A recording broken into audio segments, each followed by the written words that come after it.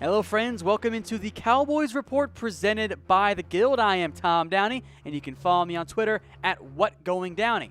We'll start things off with the latest Cowboys rumors. First up, could Tank get himself a big fat contract extension? I'm only going to give this one the 1 star. I don't think it's that likely, at least before the franchise tag deadline. Sports Illustrated says the Cowboys and Lawrence could revisit it before that July 16th deadline is here. But Lawrence wants $17 million per year. The Cowboys are not willing to give Tank that amount at this time frame. I don't think they're going to come close enough. I don't think Tank will take a discount. He'll take his $17 million and then re-enter the market next year. Again, he and Olivier Vernon share the same contract or same agent. That's a big thing for both parties. Tank wants that $17 million.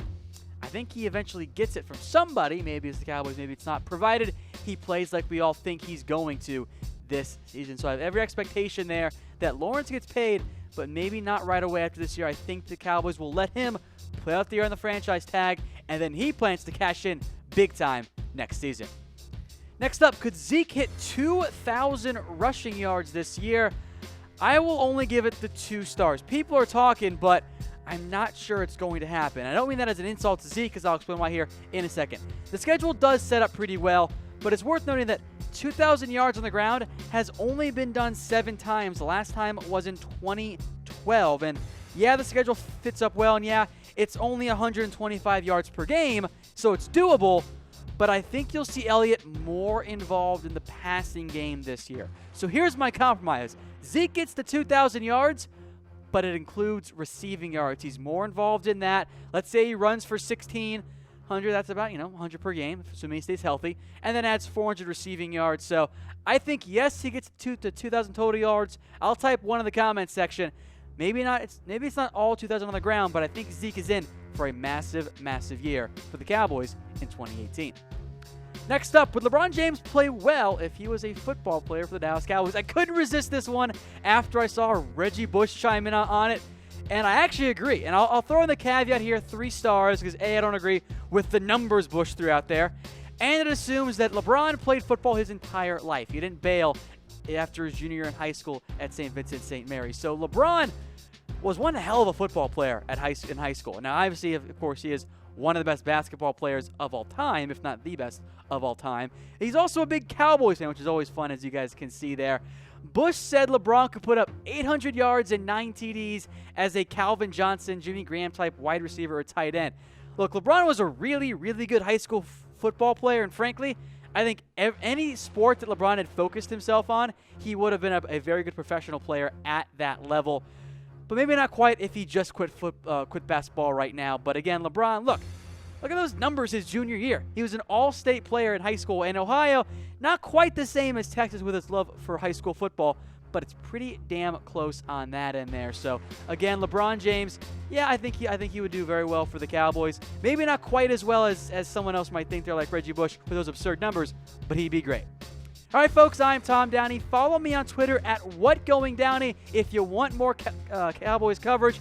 We're trying to get me to 4.5K followers. We're real close there. Hit me up with any questions you got on Twitter. I'll respond to them as quickly as I can. Good news is I got pushes on the phone, so it'll come in very quickly. So again, follow me at WhatGoingDowney.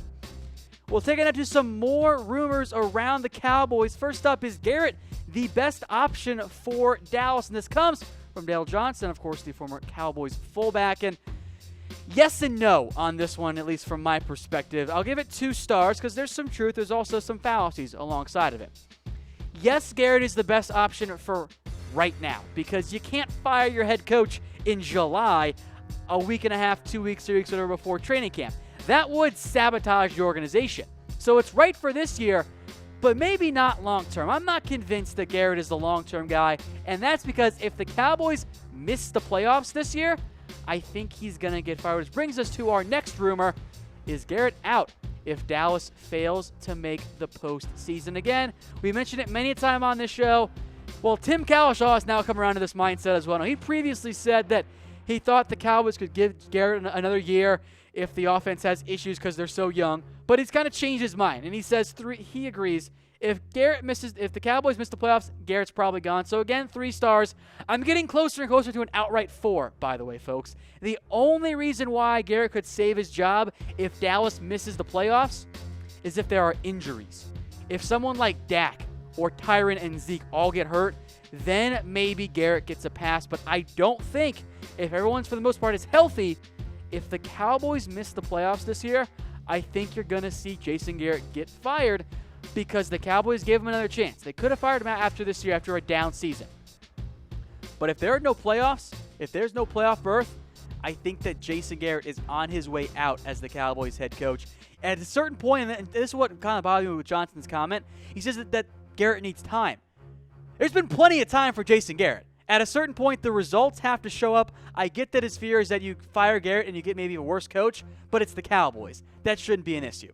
So if Garrett does get fired, let me know who you guys want in the comments section.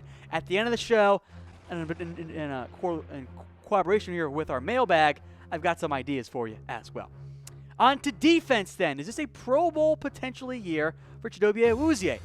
I will give this one 2 stars. I do believe it's going to be a breakout year for Cheeto, but I'm not necessarily convinced that it's going to be a Pro Bowl caliber season for Awuzie. I like him a lot. The big concern for me, I got to see him stay healthy. That was the issue last year for Awuzie. He couldn't stay on the field. He had that hamstring issue that bothered him for a good portion of the season, was limited to only 5 full games. Once he was on the field and near the end of the year, week in, week out, he looked really good. So I like what Awuzie brings to the Cowboys, and if he fares well, he's going to be in good shape to get that Pro Bowl berth, because look who he's going up against this year at receiver. Julio Jones, T.Y. Hilton, Odell Beckham twice, DeAndre Hopkins, Doug Baldwin, Mike Evans, Alshon Jeffrey, Michael Thomas. All those guys are going to be on the Cowboys slate this year schedule-wise if they're all healthy. If Cheeto locks those guys down, he could very well get a Pro Bowl berth.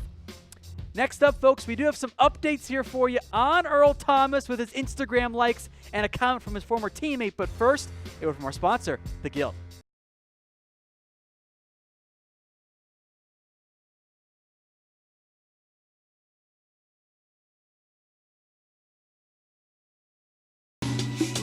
Oh, 4 stars, baby. This one's a fact. Earl Thomas absolutely loves the Cowboys, and yeah, I think he'd like to play for Dallas as well. First off, there's the former teammate Cliff Averill says Thomas loves the Cowboys. Thomas would leave when they had practice on Monday or work or film studies, would leave every time to make sure you could go watch the Cowboys if they were playing on Monday Night Football. Now, I'll make note of this as well. Averill said it wasn't a big deal for his teammates because everyone knew on the roster that, yeah, Earl Thomas loves the Cowboys. That's okay. He's going to show up with that helmet and his jersey on, and he's going to do a damn good job.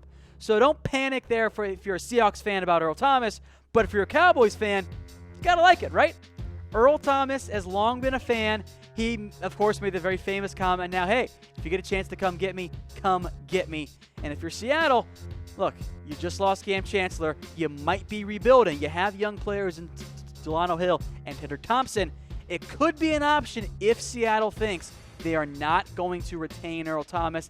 I think a second-round pick might be needed to get it done. But with Jeff Heath, Xavier Woods, Kevon Frazier, you at least need one more guy.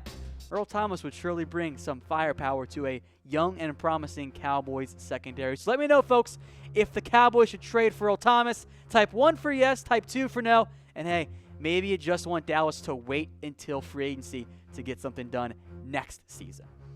All right, folks, we know most of you guys are watching here on our main Chat Sports YouTube channel, but we do have a special Cowboys Report only channel. Go to chatsports.com/CowboysTV. It'll redirect you right in to the Cowboys Report YouTube channel. We're trying to get to 1,000 subscribers. We're right on the precipice there, almost at 980. So hit us up with that subscription. All of our Cowboys coverage will be there, and it's all in one spot. On to tight ends now. Does Jeff Swaim have a chance to be the team's Week 1 starter?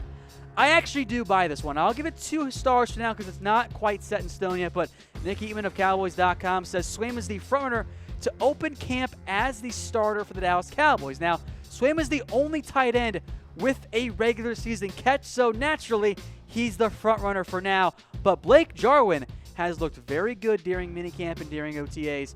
He could take over for Swaim in the near future, so keep an eye out for Blake Jarwin. But Swaim is that block-first tight end, and for the Cowboys, that matters in their scheme. It is a big deal for them. So just keep an eye out there for Jeff Swaim.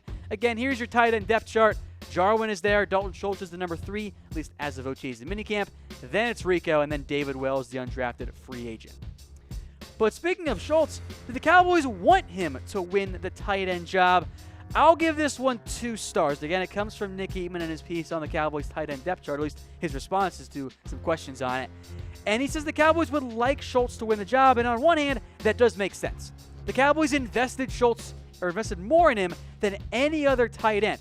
Rico was a 6th-round pick. Jarwin and Swaim were undrafted. Schultz was a 4th-round selection, so the Cowboys want him to be the guy. At the same time, I still maintain the best possible case for the Cowboys is that Rico Gathers becomes your tight end, because that means he's improved as a blocker enough that you can put him on the field for every single down. That is still the best case for the Cowboys at tight end. But let me know who you guys want Dallas starting at tight end in the comments section. All right, folks, I am Tom Downey here. Follow me on Twitter at WhatGoingDowney for more Cowboys coverage. And we welcome you in, for those of you just now joining us, to the Cowboys Report presented by The Guild. At long await, I know you guys always want it on YouTube. Here is the Cowboys Report mailbag. I'm sorry we didn't do it earlier for you guys, but NBA free agency got in the way. First up, Sean Oliver.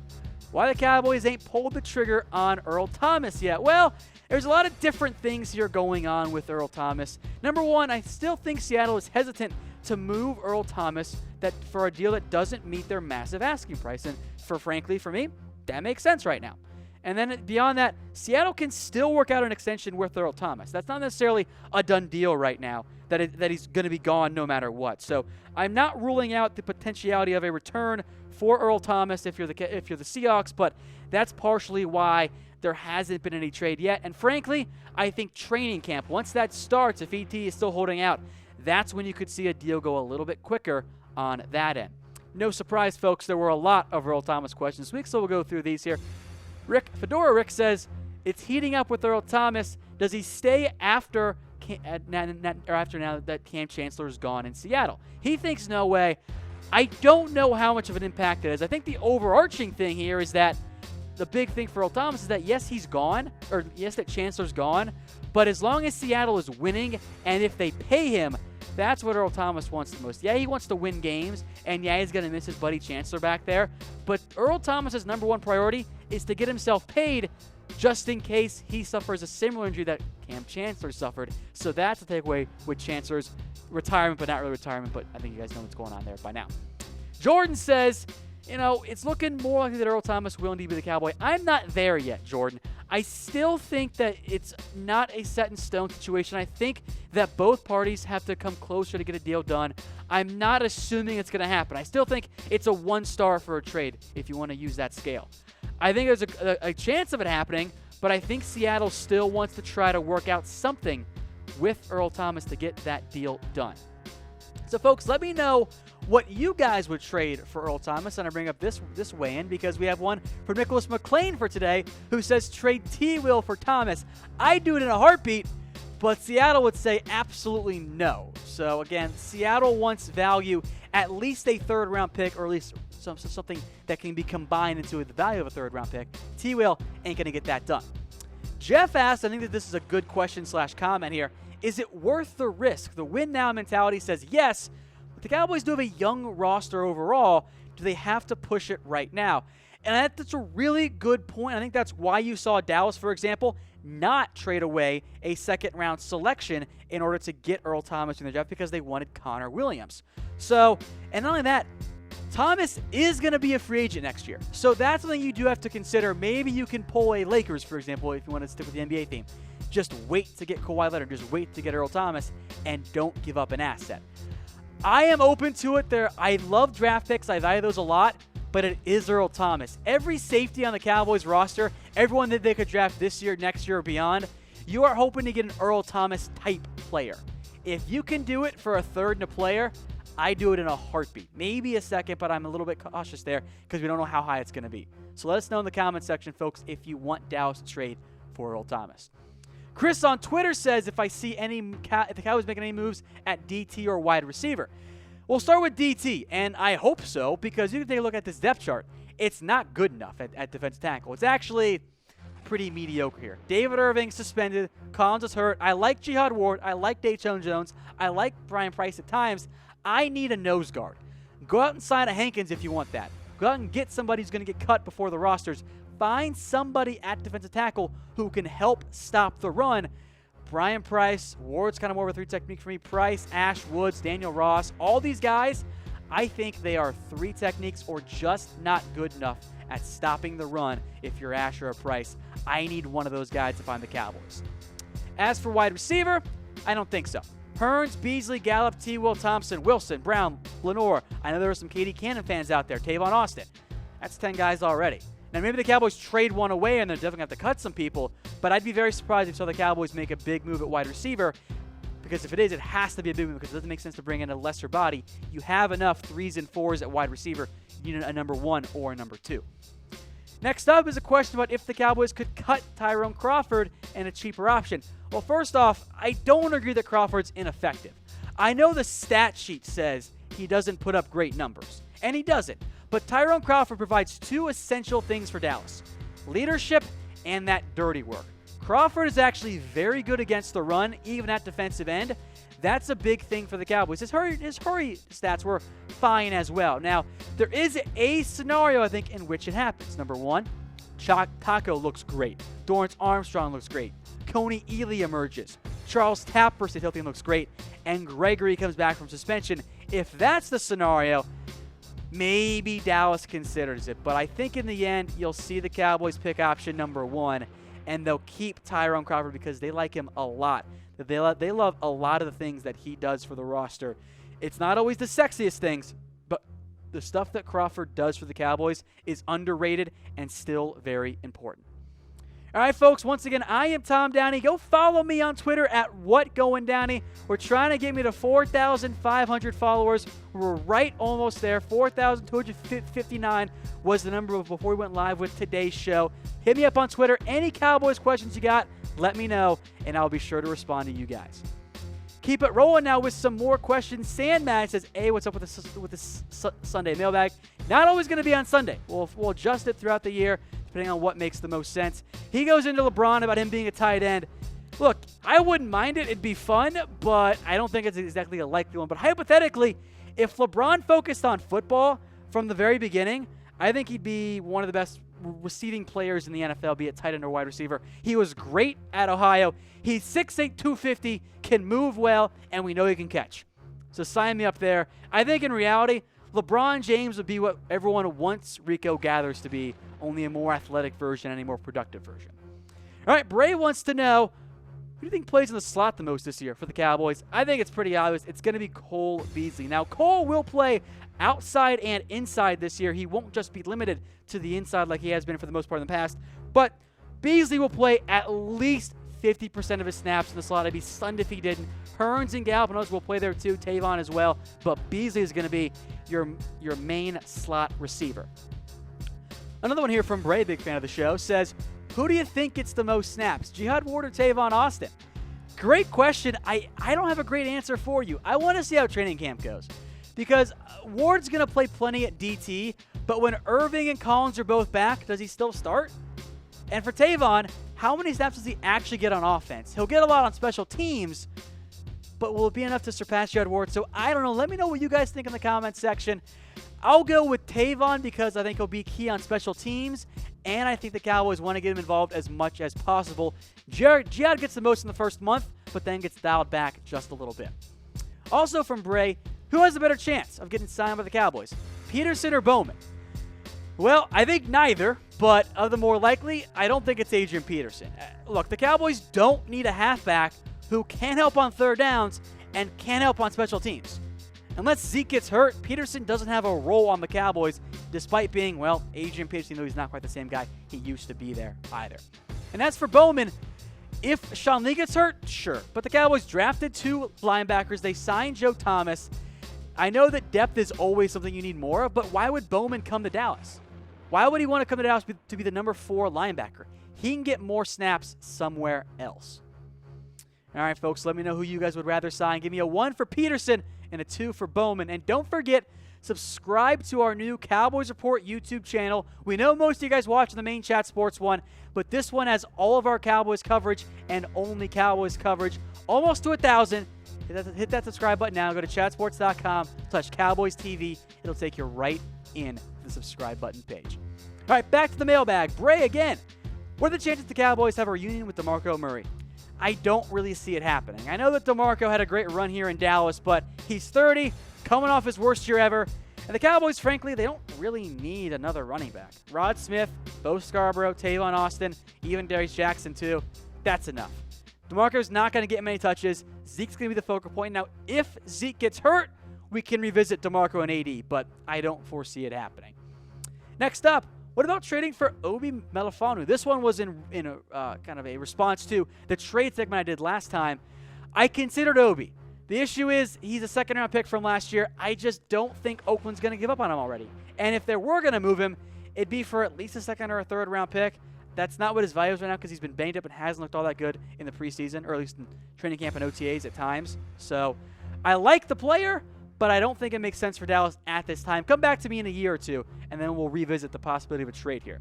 Sam Man, who I always love for his witty comments there, asks who is the bigger knucklehead, David Irving or T. Will? Take your pick. I'm actually going to go with T. Will. Just from a humanity perspective, if you're David Irving and you're going to get in trouble for marijuana, like, okay, it is marijuana. T. Will, come on, man, don't drive drunk. Like, let's not kid ourselves here. He crashed his car because he was drunk driving. Now, the charge wasn't for that, but read between the lines. So I'm going with T. Will there. I really don't appreciate what he did whatsoever. Jordan chimes in, who would be a season-changing player if injured besides Zeke, Tyron, or Dak? I got 4 names that jumped out to me instantly. Sean Lee, we know how bad that team is without him on the field on defense. DeMarcus Lawrence, pass rushers matter. You got to keep him on the field. And then 2 guys the Cowboys have been lucky enough to not have to deal with injuries. Zach Martin, Travis Frederick. If Travis Frederick got hurt, by the way, folks, I think it'd be a massive blow to Dallas on the same level that Tyron was. Look, the Cowboys have Cam this year, Cam Fleming at tackle. Their backup center is Joe Looney or Marcus Martin. That would not go well. Back to Jordan. He says he has good seats at the Cowboys-Seahawks game. Wants to know if he's going to see a win. Jordan, I think you'll see the Cowboys win that game. Yeah, it's a road game, but I like Dallas against the Seahawks team that, frankly, I think is rebuilding. All right, folks, you are watching the Cowboys Report presented by The Guild. Go to stayguild.com, promo code ChatSports for 15% off your next stay at the luxury Airbnb, more or less. All right, Sandman. Special teams players for the Cowboys who could be Pro Bowlers. Well, all 4 guys, I think, potentially could be among the top of their positions. Maybe Dan Bailey if he bounces back to form, but it's special teams. You know, it's a good group for the Cowboys, but the Pro Bowls I don't think matter too much to those guys. They just want to win games and stay healthy and do a good job. One last one from God Cypher Divine says, if the Cowboys miss the playoffs and it's not due to injury, who will most likely replace Jason Garrett? He likes Sean Payton. I do too. It's a bit of a long shot because Saints probably won't let him leave. I got 5 more guys, though. John DeFilippo, John Harbaugh, Matt LaFleur, Chris Richard, and Lincoln Riley. Those are just 5 names to monitor. DeFilippo, I love him. I'm a big fan of him. I want to see how Matt LaFleur does this year with Tennessee and Mariota. I like John Harbaugh if he gets fired. I know a lot of you guys like Chris Richard. And the NFL, by the way, is rather high on Lincoln Riley, so just keep an eye out for him potentially going forward. In the meantime, let me know if Garrett does get fired, who you want as the next Cowboys head coach. I'll be sure to respond in the comment section. All right, folks, that does it for us today. If you guys missed anything, don't worry. We'll play it again here in just a second on loop, but until then, we'll see you next time.